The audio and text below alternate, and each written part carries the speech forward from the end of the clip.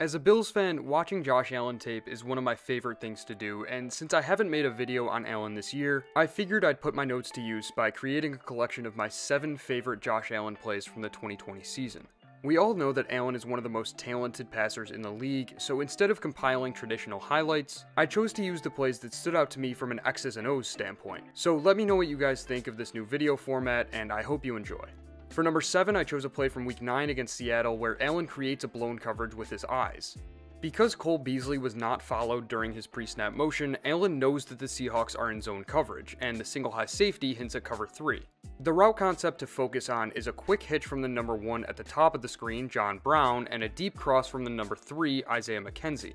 Allen's goal is to hit McKenzie in the end zone, but for McKenzie to be open, the deep third defender on the top half of the screen needs to be occupied. So to occupy that defender, Allen keeps his eyes on Brown and pump fakes, which draws that corner down close to the line of scrimmage. This opens the hole for McKenzie to cross the deep safety's face, and Allen delivers a perfect ball for a 25-yard touchdown.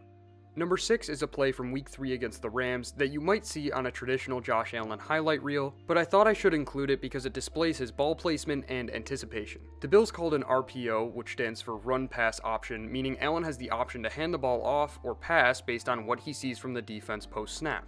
Allen is keying the strong side safety Taylor Rapp to determine whether or not Stefon Diggs is isolated against single coverage on his fade route. If Rapp drops deep away from the line of scrimmage into a deep half or deep third on the sideline, Allen hands the ball off. If he rotates toward the line of scrimmage, Allen will hit Diggs on the fade route. The post-snap buzz rotation from Taylor Rapp indicates single coverage against Diggs on the sideline, so Allen throws a perfect ball with anticipation right into his receiver's hands. Look at where Diggs was at Allen's release point. When Allen let go of this ball, Diggs wasn't even 5 yards off the line of scrimmage. There was no separation, no margin for error, and still Allen put the ball in the only place that would let his receiver make a play. At number 5, I have a play from back in Week 1 against the Jets that might not seem like a Josh Allen highlight, but it illustrates his ability to read and exploit defensive coverages based on his pre-snap reads. When he breaks the huddle, Allen sees no deep safety and a loaded box, which tells him the Jets called zero blitz. In response, Allen changes the play to a zero blitz beater called a tunnel screen, designed to exploit the numbers advantage that comes with an all-out blitz. The ball will go to the play side number 1 receiver John Brown, and assuming the call is indeed zero blitz, the only 2 defenders that really have a shot at the ball carrier are the play side cornerback and the free safety lined up over the backside number 3. So the right tackle will get out to the play side cornerback when the ball is snapped, and the backside number 3 receiver, Stefon Diggs, will run a shallow cross to gain leverage over the free safety and seal him inside. The execution of the play was flawless, and it resulted in a 17-yard touchdown for Allen and the Bills. For number 4, I chose another play where Allen showed off his proficiency in blitz recognition from Week 6 against Kansas City.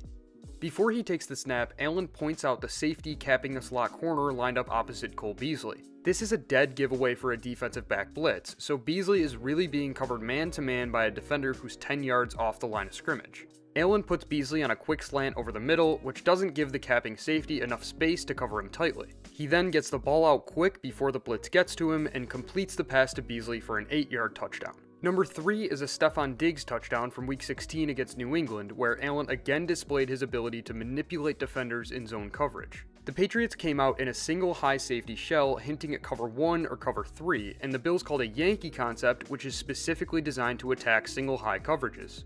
There's a deep post from the number 1 to Allen's right, Gabriel Davis, and a shallow cross from the number 1 to Allen's left, Stefon Diggs. The deep post is designed to clear out the deep safety, and the play-action fake will suck up the hook zone linebackers to free up space for Diggs over the middle. One of the main techniques that defenses use to counter the Yankee concept is called zone replacement, where the deep safety will creep up into the low hole to take away the crosser, and the backside corner where the crosser came from will sprint back to help the play side corner with the deep post. But Bills offensive coordinator Brian Daboll specifically designed this Yankee concept to make it impossible for zone replacement to occur. Because the crosser from Diggs is shallow, the deep safety can't creep up to take it away. Titans offensive coordinator Arthur Smith and Packers head coach Matt LaFleur are also known to use this shallow cross strategy. But the problem with it is, unless he's completely taken out of position by the play-action fake, the linebacker responsible for the hook zone over the middle is going to work back into his zone once he knows that the quarterback still has the ball. So that linebacker needs to be manipulated by the quarterback, otherwise he could break up or even intercept the pass to the shallow cross. After the play action fake, Allen pump fakes early to Diggs, which takes that linebacker out of position and lets Diggs create the separation he needs to take this all the way for a 50-yard touchdown. At number 2, I have a play from Week 14 against Pittsburgh where Allen displayed his understanding of coverages and ability to manipulate defenders. The route concept to focus on here is at the top of the screen where the number 2, Cole Beasley, is running an out route and the number 1, Gabriel Davis, is running a go. This is a match quarters coverage beater, but to understand why it can beat match quarters, it's important to first understand how match quarters works against a 2x2 set. 2x2 referring to the amount of receivers on each side of the formation, including the tight end. Match quarters is a somewhat complex coverage concept that uses a technique called pattern matching to combine principles of both zone and man coverage. On the top of the screen, the outside cornerback is covering the number 1 receiver on anything over 5 yards, and the nickelback is covering the number 2 on anything over 5 yards with bracket help from the free safety, unless the number 2 breaks to the flat, in which case the defense executes what's called a push call.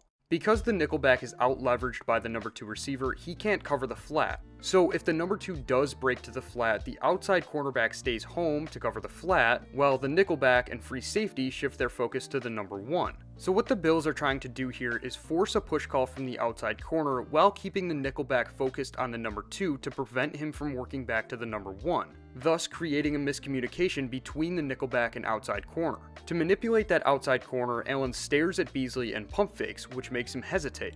But because Beasley just sits there and never really breaks to the flat, the nickelback and free safety don't execute the push call by taking the number 1, which leaves Gabriel Davis wide open in the end zone.